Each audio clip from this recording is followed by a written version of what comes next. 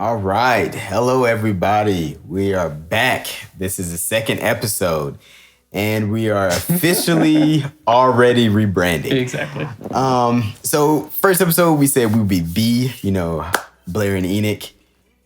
But we think that B&E sounds a lot better, and especially I think we're breaking and entering into your minds right now to try to hopefully plant some seeds that grow into some great luxurious trees that can help you, grow along the way. Like a peach tree. Yeah, okay. You see? Kung Fu Panda. Kung Fu Panda, okay. If you don't know, there are always going to be a lot of TV and movie references to everything, single thing that we do. Yeah, as there should be. Yeah, because we first of all, we love television and movies. That's probably one of our biggest passions. We can sit back and talk about movies like it's nobody's business. All day. Actually, the last 3 hours, we literally sat and talked about 3 episodes because I just lounged around today. I had the day off, and I immensely enjoyed not doing anything at all except watching Netflix and Amazon Prime. And again, if you do not know, that is the voice of Dr. Smith. Like we will put some respect on Blair's name and realize that he's a doctor. So when he says he has a day off and he lounges, it's not because he's lazy. It's because he's literally been working harder than everybody else. And now he has earned a day off, like earned, underline, bold, all caps. I'm a little lazy, but it's okay. We all are. Anyways, the topic of today's show, did we call this a show? Is it like a podcast? I don't know. The topic of today's discussion of us, yes, of B&D. Yeah, there you go. Is college really worth it? Like, should you go? Yeah. That's $1 million question. I know. So I guess first, you're speaking to 2 college graduates. Yeah. Might be a little biased. It might be a little biased. So let me see. I graduated with a degree in nuclear engineering. Me and Blair met at Georgia Tech. So exactly. And so that is the one thing that would bias us, I think. But I graduated with a degree in biology, and then from there, kind of obviously went to med school. And now we're here. But college, Georgia Tech, right? Yeah. It was not an easy school. No, it wasn't. Not at all. It got better as we went on, though. It did, but we also got each other as we went on. So that's true. I think that does help. So agreed. I had this big thing in life. I didn't have it at 21 or 20 when I was in college. I have it now, but I say when you do things with a purpose. So no matter what situation you're in, make it a purposeful situation to be in. So I think that's where my natural inclination is going to lean to with college. Mm-hmm. Are you just going to college just because it's the thing to do after 18? Right, after you because graduate? everyone else is doing it. Right. If that's the case, maybe you should embrace that $50,000 to $100,000 worth of debt that you're gonna be signing yourself up for. I agree completely. So, like I said, Lori Loughlin's daughter, the one who college scandal right now, she said she didn't want to go to college. Her parents forced her, and she was a Instagram social media influencer. She was making $1 million a year just from selling other people's makeup. So why does she need to go? She didn't need to go. Oh. That's the thing. So she didn't want to go with her parents forced her. Yeah. And then they got her into the school, and now she's facing jail time for something her daughter didn't even want. Man, that's dumb. So, like, if I'm going to face jail time for my kids, at least have done it for, something my kids wanted. My children were hungry. I stole from them. Like, something like that. Like, not saying that makes it better, but I guess it does make it better. I mean, it was just stupid on her part at that point. It makes it more justified, I suppose. Yeah. So, but on this podcast, so I guess we've both kind of come to conclusion of, make it about purpose. So, but however, how many of us know what our purpose is at 18? How many people are walking in purpose at 18? Blair is raising his hand right now, and I'm going to tell you he's a damn liar. I knew enough, okay? Yeah. It's developed since then. Developed. That's the euphemism. I see. I choose. Yeah. No, you realize how stupid you were back then. You thought you knew. No, man. On the contrary, I was the smartest person in the room back then. Now I'm dumb. Yeah, see, again, Georgia Tech would make you feel that way. Exactly. I would still say he's the smartest person. Don't go to college. I would still say he's the smartest person in every room he enters. But again, I'm biased. So, college. Let's see from both perspectives. Yes. Okay, so approximately what 75? I don't know the actual statistics, but I would say most people who graduate high school, probably a good majority of them go to college. Probably Yes. at least I would say 60 to 70%. Yes. So that means that majority of people over the age of 18 are going to college. Now, graduating is a whole nother thing. We've also seen we have the most educated generation that we've ever had. We have more people getting masters and doctorates, PhDs. Overly educated. Yes. So obviously there's a lot of benefits. So let's name some of those benefits. Okay. We got quiet really quick. Okay. I think one benefit is being around other people that, especially some of which do have purpose. Some of that purpose rubs off on you, I think. It's really good to be around people that want to better themselves. And that's something that you don't necessarily get in high school. That's something that when I went to Georgia Tech, I was around a lot of people that pushed me to make myself a better human, a better person, because they were all doing it. I came from high school where I actually was the smartest person in the room, and it didn't honestly feel that great. I didn't like high school because, I could put on a mask around different people that didn't really understand who I was, but a lot of people didn't really understand me and my motivations, my intentions. But when I actually went to Georgia Tech, a lot of that changed. I was able to be around a lot of people that really understand where I was coming from, my entire life. So purpose, right? Being around other people that actually have purpose. Now, some of those people aren't going to, and that will be plain to see, but other people will. And those people will be a support for you to become better and probably become where you actually want to go. I like that. That was actually going to be my first one. No, sorry, I stole it. No, you did. I would say you gave a good answer, so I'm going to think of another one. I would say that really it's eye-opening. So I think that, when you're 18 years old, no matter, I don't care how big or small of a town that you grew up in, it's still not going to be as big as the world is. So if you went to this, let's say you went to this big fancy high school, when you get to college, guess what? Kids from all over the world. You're going to meet all different walks of life, all different creeds, mottos, beliefs, all of these things. And so just to be around them, it's really to be around, I don't want to say the best. I don't like saying the word best, but it's going to be around a better group of people than you were in high school. So you're going to be challenged and pushed to a different thing. And you're going to actually really see, your strengths and weaknesses. So you thought you were strong in this area, or you thought you were weak in this area, and they could be the complete opposite. Because you might find the true weakness you might see in your peer who broke down when you didn't break down. I did see that a lot at Georgia Tech. I saw people breaking down, and I was like, too. This is a Tuesday for me. So Tuesday morning. It is what it is. Then things, times where I thought well, man, I was a man at math. And then now you see, she is the woman at math. And it's just you're so much better than me. You don't, you just get it automatically. And it's nothing bad or good about it, but it's, you have to realize sometimes I'm gonna have to work a little harder to get to this place I wanted to go versus where it was easy and natural for me to do it beforehand.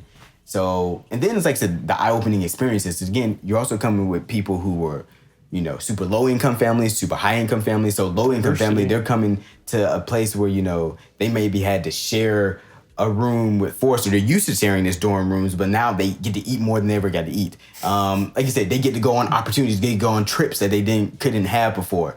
Do you see these upper class people, they're coming with ideas of going to international places and, their family contacts and all this kind of stuff. So it's just wow, okay, so I'm going to school with the CEO of a Fortune 500 company's child. And it's okay, wow, your parent was able to do that. And it's whoa.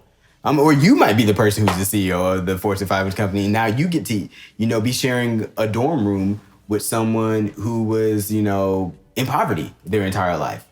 And then that could turn out to be your best friend in life. That is eye-opening. That is very eye-opening for both parties. And like I said, bonds can be made. It could be your best friend in life. It could be your hated enemy, because you could hate what each other have and don't have. Nemesis. Nemesis. Draco Malfoy and Harry Potter, I think they had a lot alike.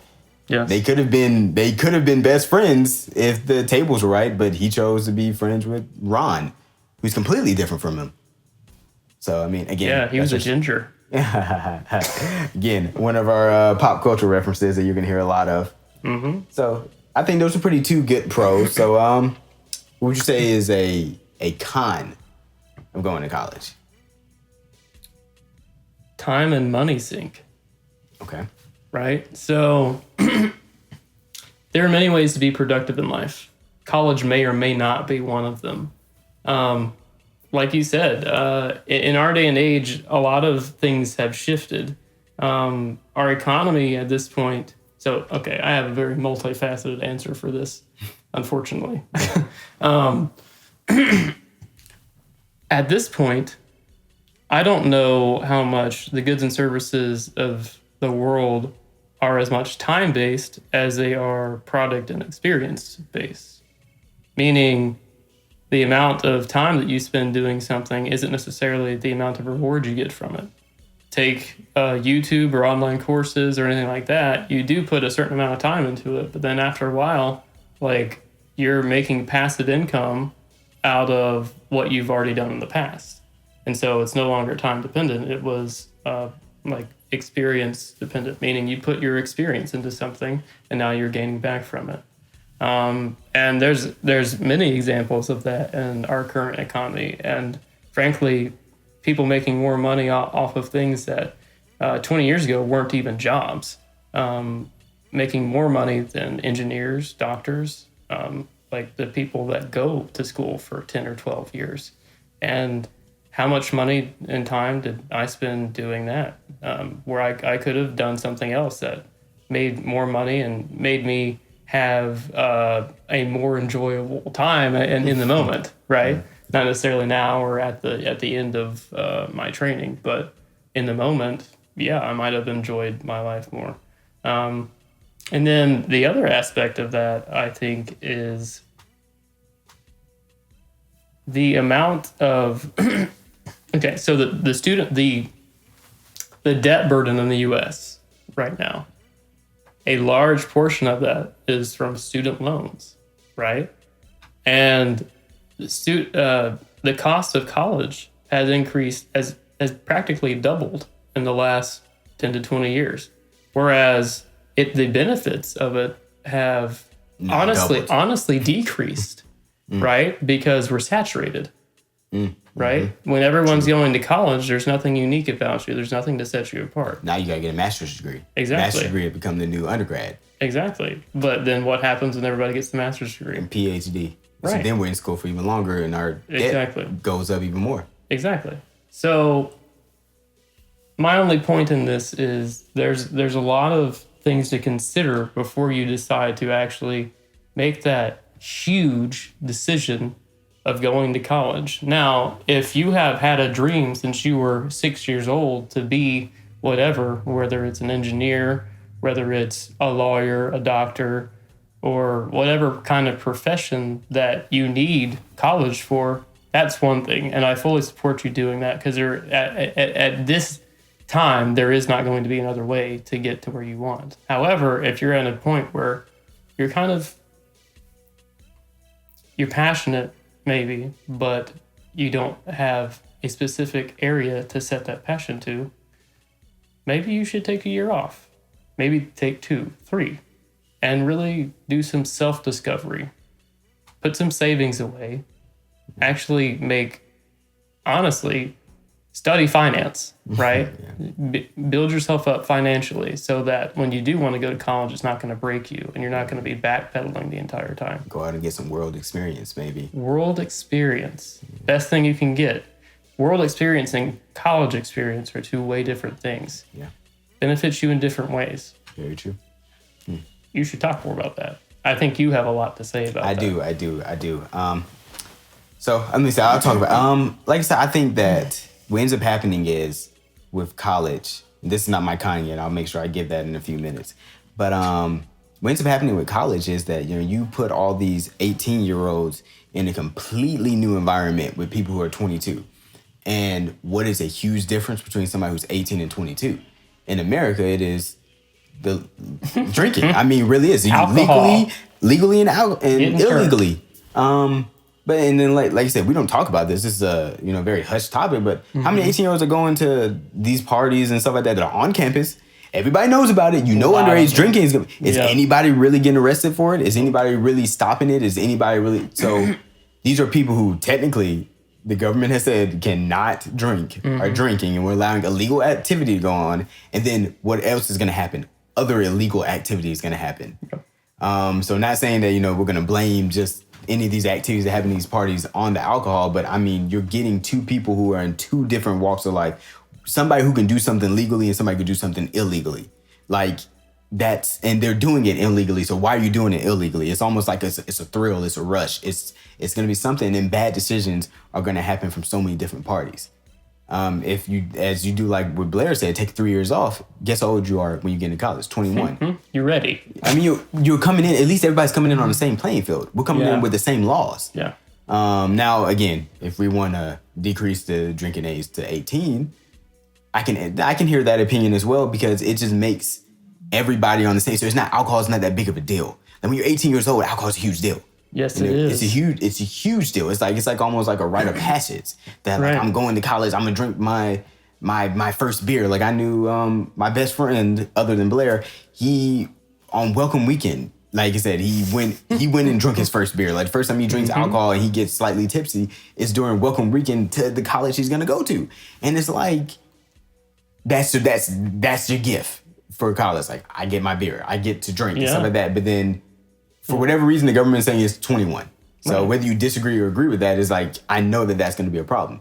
And that's not a problem in other nations, because usually the drinking age is 18 or 16 or younger than that. Yeah. And so not saying I'm advocating for that, but I'm advocating for that you can't put two groups of people with different laws under the same. And then like I said, college for the most part is going to be hard for everybody because it's different. And anything different is usually hard.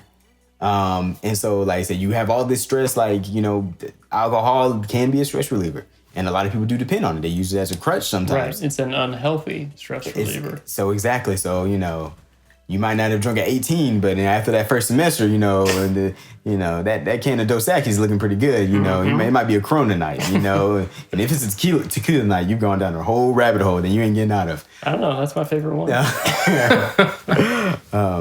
So that's what I was saying. So like I said, taking a few years off to really gain that maturity. Like I said, you have to be able to handle that maturity. Then, we really don't even talk about how your frontal lobe is not developed till you're about 25. I know. So that's it's a whole different conversation. So you're asking for all these very adult, mature decisions to be made, and your brain's not really matured. You know what? Not to mention marijuana. You get exposed to a whole... marijuana's the least of your problems. You hear cocaine, meth, acid, speed. I mean, all those drugs are readily available on campus. And again, everybody knows they're there.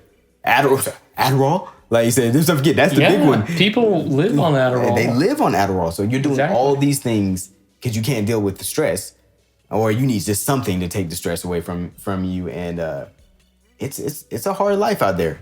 And we have to ask ourselves, is it a life that we believe that our current 18-year-olds are ready for? And we have to take consideration that the 18-year-olds of today are not the 18-year-olds of 1980.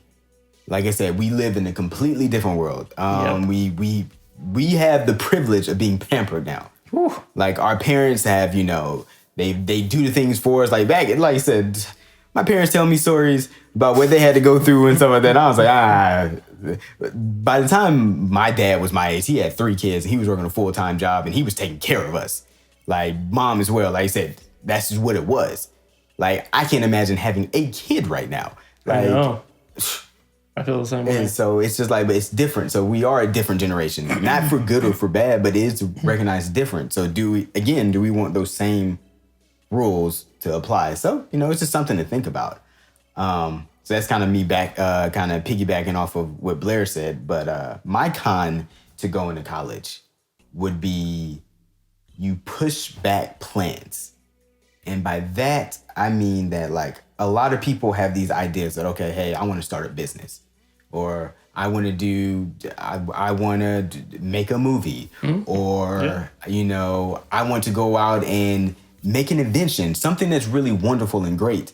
And what ends up happening is that with college coming into play, it's like, okay, you can do that after college. It's like, okay, you get these 4 years, because in those 4 years, you're going to gain what you need to gain to make that invention. You're going to gain what you needed to gain to make that film. You're going to gain what you need to gain to make a successful business. And while there is validness, so that's not a word, but there is a valid it's a word point. now. There is a valid point to that. It's like, what is stopping you from starting right now? Right. Like, what better time is it to fail than at 18 years old when you still have your whole life ahead of you? Failing at 22 is a lot different than failing at 18. Because you fail at 22, you might have met that person and you also, fall in love with. I met that person. Exactly. You might be 23 getting married. Then suddenly a failing business at 23 has a lot more implications and a lot more. It's a lot more serious. It's a bigger failure. Yeah, it is. So it's like, and usually your first business, not some people, you have the success stories in there, but most people's first business fails. So why not go ahead and try it? What is stopping us? So it's a lot of times like, oh, I have to get this undergrad degree before I can transition to the next level. It's like, no. So I think college kind of reinforces that, it pushes back plans. Now, if you're the person who has a mentality like, no, my plans are going to do this and that, okay, again, go for it. Yeah. If you can do both, if you believe that, go for it. But I just, in my personal experience, everybody who I saw walking into college, there were not many people like that. They were definitely the minority and dare say the scarcity in all of that. So that's definitely some cons. Yeah. And I think the bottom line of that is know what you want, right? Do some soul searching before you make big decisions like college or like starting a business. Just know what you want and then go for what you want with everything you have. I like that. So what would you say are some pros now to not going to college? Ooh, that's like a reverse. Okay. Give me a second. Let me see. Or you can start with cons. Pros to not going to college. Okay. I feel like that's the cons of going to college. It is, but I want to see. It is. But it's a different way of thinking about it. It's a different way of thinking about it. I like it. Okay. I think it would be, from my standpoint, I think finances have become so much more important to me since starting med school, taking out massive loans, and then trying to learn how to manage it. For something that like I wasn't really prepared for, right? No one taught us finance. And now, like late in the game, when I'm many hundreds of $1,000s in debt, I'm at a point where I'm trying to go back and like learn this stuff and kind of figure out how to take care of that while still like living a decent life, right? And I think if you give yourself the opportunity, you can take the time that you have not in college to really teach yourself about finance. Or, I mean, you could just take a community class, or you could go on YouTube. I don't know if anyone knows this, but YouTube has gold on it. Everyone should know that. Some of the best learnings that I've had in life have come from YouTube. It's literally changed my life in many different ways. Finance is one of those. I've learned a lot about finance from YouTube, and I think that anyone can if you start looking and then you figure out like where you need to look for each of these things that you want to better yourself with. So finance being one of those, and to generalize finance, really anything that you want to better yourself in before going to college, right? Because there's a lot of things that you can put your time into that the sky's the limit, really. Whether that's music, whether that's making music, whether that's He really likes music, guys.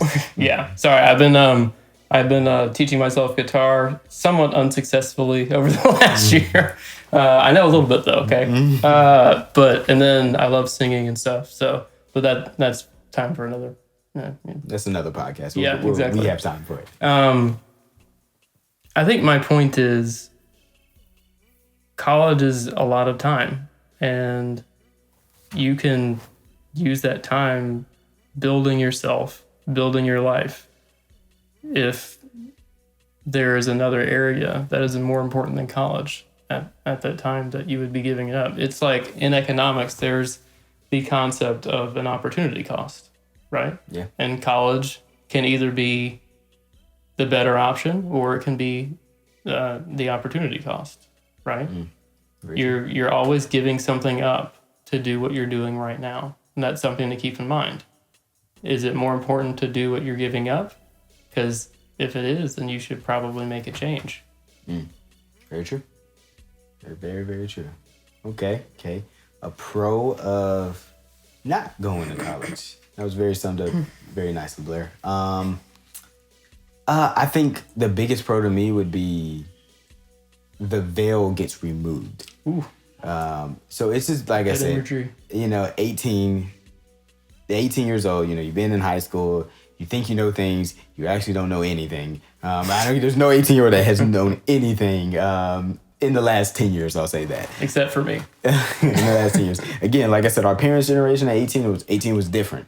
But it's like I said, so you don't really know anything. You think you know everything. That's the thing. And then you're going into college that's gonna it's still, like I said, it's a harsher reality than high school was, but it's still like, for the most part, a lot of us have our parents still kind of backing us. We have some people who can, like, a safety net type of situation. We don't really know what we want to do. We think we might want to do something. Like, I knew I wanted to be an engineer, but, like, did I really know what engineering was? No, I did not, because if I did, I probably wouldn't have chosen it because all the pain and suffering that I came with it. And maybe I still would have. I do love engineering, but I had to grow to love it. But, like, I didn't have the actual experience of what engineering was. I don't think you necessarily had the experience of what being an actual doctor was. You just, you watch television shows and movies and all these kind of things. Which are not accurately represented. Not at all. Not at all. Sorry, Grey's Anatomy. So, like, being able to take some time away from that. And I think that's why, like I said, I do like people who choose to take gap years. But because you can go intern at a place. You can go do something and just kind of explore who you are. Like, you also have to remember that for 18 years of your life, you were in school Monday through Friday for what? 36 weeks? Yeah. Why do you want to do more of that? Like I said, exactly. You never really, do you even know who you are? It's kind of impossible to know who you are. You probably made some great decisions on some end and some bad decisions on the other one. You don't know whether you're a good person or you're a bad person. Yeah. And, you're just picking one, you're just kind of going with it. But, like, how about we take some time to actually reflect on who we are? Because at the end of the day, life becomes about reflection and legacy and all those and growth. So, like, but all of those things only come with that that time that we can actually self-reflect and be able to really look deep into ourselves and find out really who we are. Because like I said, knowing who you are is probably the most powerful thing that personally you can do. Because when you know who you are, you know your limits, you know what you will and won't do, you know what you can and cannot do, and you're going to live life based upon those principles. Right. So you're not going to put yourself in situations I mean, you might fail, but you're not going to purposely put yourself in situations that you're going to fail. Well, and then even if you do fail, you learn from it. Exactly. It's okay. It's okay. So, like I said, again, I think taking some time off in between high school and college could teach you that. So, yeah, that would be my answer. So do you have any cons for? Cons to not going to college. Yeah. Nope, it's the promised land, huh? It is a promised land, right? Well, I mean, it's like cell differentiation, right? Okay, see, you might have to explain what cell differentiation is. Right. Not saying that our listeners don't know things, but just in case they don't know what that is. So stem cells are like pluripotent cells. And so potency means power, pluri means multiple. So what that means is a pluripotent stem cell is a cell that can become anything. It can become a heart cell, it can become a brain cell, it can help form one of your arm bones or different areas. Now, the more specialized that cell gets, the less it's able to do otherwise, which kind of makes sense to a degree because it spent time and resources and energy becoming that specialized cell. At this point, I've spent, almost 10 years becoming a doctor. I'm highly specialized in one field. And to do that, I've given up time, in other areas that I could have been great at as well. And so that's cell differentiation. It's you have anything you want to do or could potentially want to do is ready and available to go into college. Even in the first and second semester, you're starting to have to make choices of, well, what do I want to do? And then what if you make the wrong choice? Well, then you have to go for another year and you have to take different classes. Well, what if you switch again? I know people that have done that. That's why I'm mentioning it. Yeah. Some of my best friends. Yeah. So it's cell differentiation. The moment you step into a college, you are starting to differentiate yourself. If you can't tell, he's a doctor, guys. But no, that was a very well put, beautiful analogy. I enjoyed that one. Yeah. I hope our audience enjoyed it as well. I hope you did too. Yeah, that's beautiful. Okay, so a con to not going to college. Honestly, even though this shouldn't be a thing, I'm gonna say social pressure. So let's just say that, let's say that you were, top of your class. All your friends are going to college. They're, going off, you're reading their Instagram posts about all the great things they're learning, all the great adventures, while maybe you're still sitting under your parents' roof and you're working just a regular 9-to-5, like menial labor, and it just doesn't feel glorious to you. And so I say that's a con because at that point, it depends on you. Like I said, because you work in that, you can get depressed. You can start doing self-harm. And then the whole purpose of when I'm telling you about self-reflection and go find yourself, it became you found a part of yourself that you shouldn't have found. And so with that, it's just like, I don't want, like I said, social pressure is a thing. And we can try to say with our society, don't put labels on me. But it's a thing. And it's always going to be a thing because we're always going to look at somebody else and compare ourselves to that person. Now, when you do find who you are, you stop doing that. But again, I don't think that's a journey that happens at 8. Well, I mean, it's a journey that can start at 18, but I don't think it's something that finishes at 18. I still ain't done. It's still not done. I'm still far away from it, And it might be a lifelong journey. It may be. So maybe it should be. And maybe it should be. Like I said, there's nothing wrong with it, but we are constantly going to compare ourselves to other people. We are going to measure our successes by our contemporaries. So the people who go to high school, if you see, if I went to high school with Blair and Blair is now Dr. Smith and I'm over here sitting up here, I still haven't got my undergrad, I'm going to feel like a failure when maybe I have the next idea that's going to change the world.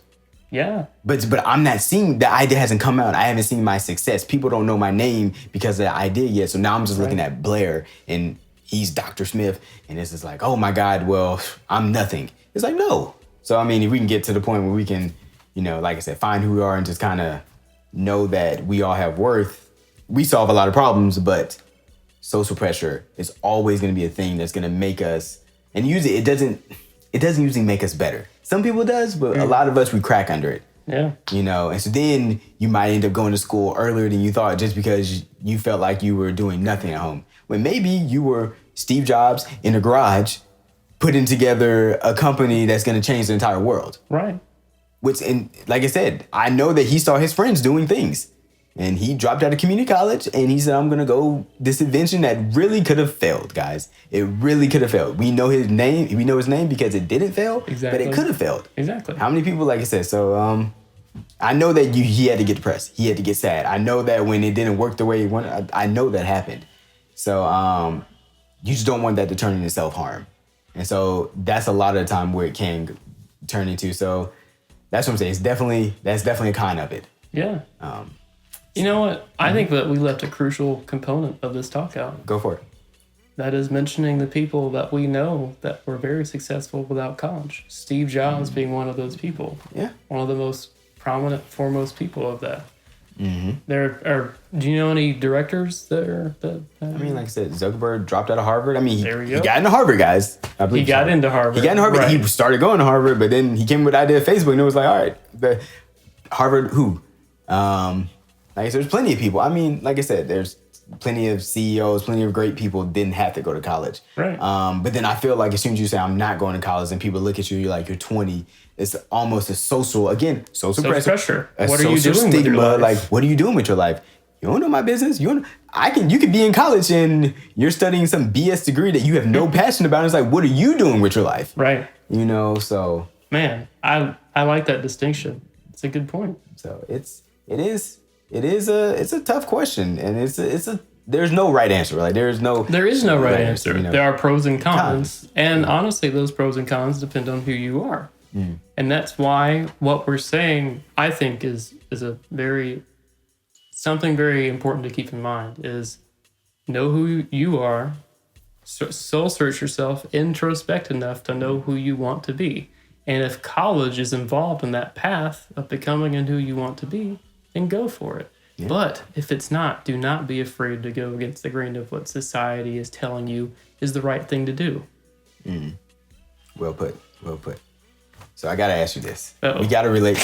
We have to relate this topic somehow to television and film. So when the 18-year-old Blair, okay, if he was going to be a movie or television character, oh man, who would you have thought you would be? Who would I have thought, or who would I wanted to be? Because that's a different thing. I kind of like both. I kind of want to hear both now. Okay. Oof, thought. I feel like for me they're both the same because I can't. Okay. Well, you know what? You go first. I'm gonna let this stir. I shoot for the stars, guys. I should like I'm like, yeah, let's do it, and I'm going for it. I'm a go-getter. For me, 18-year-old Enoch was like, I'm gonna be Tony Stark. I can see it. This is before he died in Endgame. What? He died? Oh, well, I mean, if you haven't seen Endgame by now, now what are you doing with your life? What are you doing? You need to go to college. Exactly. Nice. I just thought, like I said, maybe, like I said, inventing things, like being on the forefront of technology. But I think what attracted me the most about Tony is that no matter what, everybody looked at him and judged him and his lifestyle. And they thought that he should be doing more. He should be doing better. And Tony just didn't care. He just lived the way he lived. He became a hero when really he wanted to become a hero. Yeah. Now people can say he went into a cave and he got kidnapped and then he came out with the Iron Man suit. But no, that's not he wasn't Iron Man yet. He wasn't Iron Man. Yeah. He wasn't a hero then. Yeah. Like I said, I could argue he really didn't become a hero until the first Avengers when he decided to take that bomb and put it, like I said, because beforehand, everybody he faced, I mean, yeah, the threat of death was there, right? But it was like, I'm Iron Man, I'm going to win. Exactly. But when he took that bomb up in space, he was like, he might not be coming back. He was ready to sacrifice. And that's really when he became a hero, but that's him becoming on his own terms. Right. Not on Captain America's, not on Thor's, not on the Hulk's, not on anybody else's. On his terms, not even his friends, not Rhodey, not anybody. And so I think that's something that I really admired, and I wanted to live my life like that. That way I'm doing things on my terms and on no one else's terms. So I saw myself becoming Iron Man, and I think to a certain extent, like looking at it from that perspective, I'm at least on that journey. If not have already succeeded in that path. So, it's pretty nice. It's a great feeling. Yeah. So All right. The new Tony Stark, right here with me. Exactly. He had to die in Endgame so I could be born. He's here now. Yeah, there you go. So, what about you, Blair? Did you find one? I did, but it's kind of weird. The weirder, the better, man. Yes, okay. This is breaking and entering, man. This is what we do. It is breaking and entering. Mm-hmm. And it goes right back to a film that we've already mentioned. One of my favorites of all time. Kung Fu Panda. I want to be Poe, man. First of all, I gotta gain a little bit of weight. First of all, I think we all, even if we don't admit it, we all want to be Poe. We all want to be Poe. We all want to be Poe. But why in a weird way do you want to be Poe? Because Okay. I had a very weird. I'm still a geek. Okay. Here's the Don't thing. ever change. I'm still a geek, but I was like super geek in middle school, and I was bullied for it, right? And bullied to an extent that like my parents had to take me out of the school that I was in and put me in a different one. Again, I did not know that. Yeah, it was bad. But then I don't know, a lot of things changed, and I stopped caring so much about what other people thought about me. And then when I went back to the high school I was supposed to be at, people started treating me differently, and like in a good way, like in the way that I had started to see myself. And I think that's actually one of the biggest meanings of like the movie Kung Fu Panda, is truly accepting and loving yourself. It's like when he brings out the dragon scroll, right? And at first he doesn't understand because there's nothing on it, right? He's like, what's going on? Uwe made a mistake. Maybe Uguay was some He's a crazy old turtle.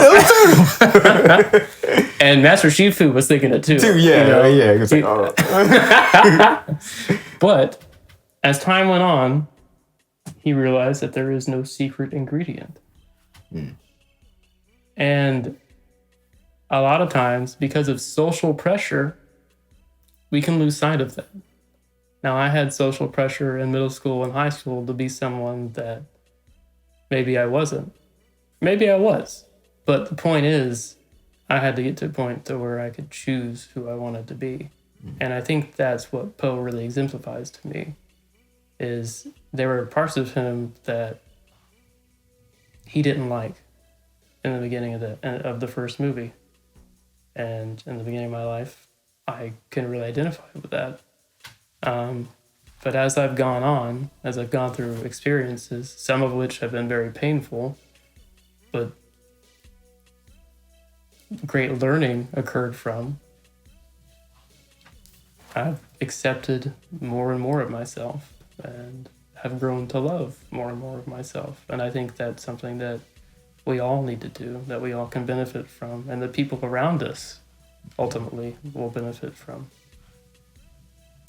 I've always enjoyed who you are, Blair. So Yeah, but that's because you're Enoch and I'm Blair and we're That's- B&E. yeah, exactly.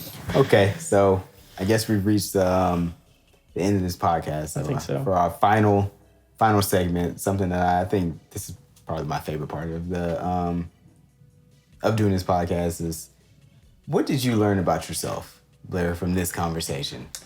You know what I learned? I should not have gone to college.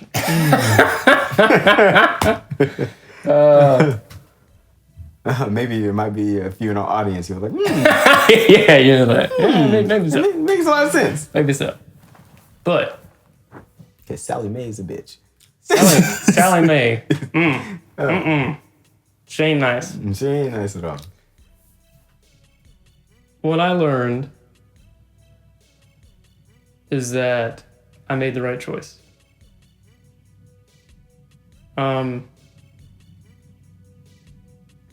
See, in my last year at Georgia Tech is when I finally decided to be a doctor.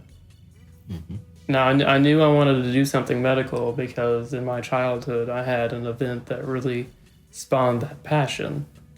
But not until my last year at Georgia Tech, which, if any of you know, is a very late time to decide to go to medical school and become a doctor. But that's when I did it. And I had to do a lot to accomplish that. Some choices that required a lot of bravery and maybe a little bit of stupidity. But in the end, I've gotten here. And for me, college was required to get to where I am. So I know I made the right choice. And every day when I go in and I'm able to do what I've wanted to do for so long, it reinforces that decision, that I made the right decision because I feel like where I belong. And I wish that for each of the listeners that are listening right now, that you find where you belong and that you feel that belonging. Beautiful. What did I learn about myself? You know what I learned? That I made a decision. Okay. That sounds very generic, but I decided to go to college and I didn't look back.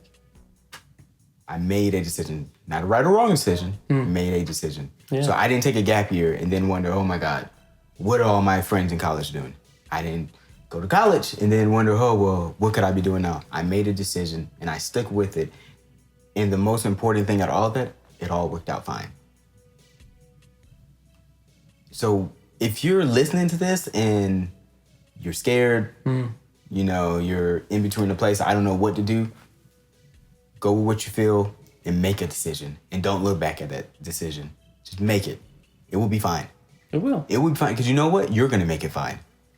The only time you can't make it fine is when you're looking back in the past or looking over at somebody else. Run your race. Stay in your lane. And when you do that, you'll cross the finish line. I guarantee it. Yeah. There's no way to go wrong. Not at all. Not at all. So we really appreciate everybody who's listening to this. You know, it's been our pleasure. Like, you know, honestly, if nobody's listened to it, just being able to sit back and talk with my best friend, that's always a pleasure for me. Yeah. So, enjoyed every moment. Every moment, every single time. So this is B&E, the Breaking and Entering podcast, and we're signing out until the next episode. Take care.